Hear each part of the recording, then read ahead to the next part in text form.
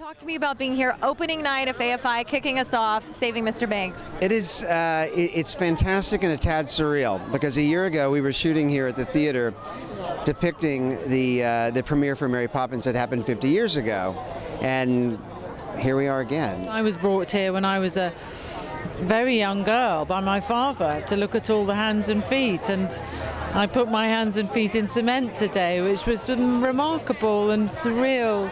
Working on the script was so much fun. I got to put the lyrics of Mary Poppins songs into a film that I was writing. It was just awesome.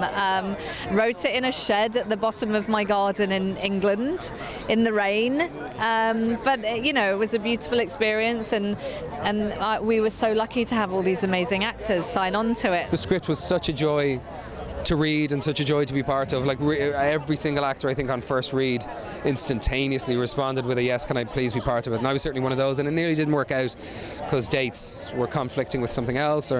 But yeah, I was so delighted. I would have been annoyed if this hadn't worked out. This movie means a lot to me. I think John, if you're an AFI student, study what he did on this, because I think he did an amazing thing.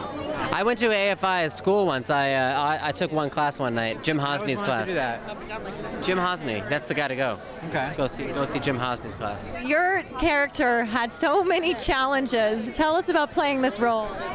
That's the challenge. Right next to me, here.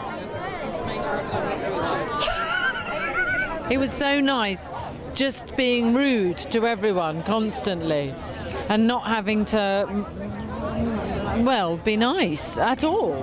I mean, she really was impossible and gave them hell. I'm very proud of all the people that did all the work, because they really are beautiful. I was a consultant, so I had a chance to put in a few words and tell them the way it really was when I was there. And it's so realistic. It's so much the way it actually was 50 years ago.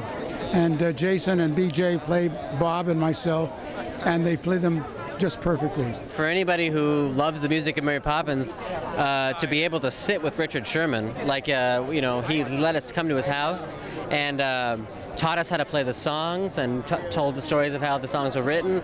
I mean, it's sort of a once-in-a-lifetime situation. We finished early one day, and Richard sat down at the piano and started playing, and we had a massive sing-along with the crew, and to see, tattooed dolly grips singing at the top of their lungs, Let's Go Fly a Kite, is pretty special. They're songs you don't think of as having been written, you know what I mean? Yeah, exactly. You just think they always existed, and then it's strange to meet a guy who said, when we came up with Supercalifragilistic, you're like, oh, you had to think about that, and it could have been something different. Yeah. So that's what's so interesting about this movie. It's a movie about a movie that seems so easy, that was actually so incredibly hard.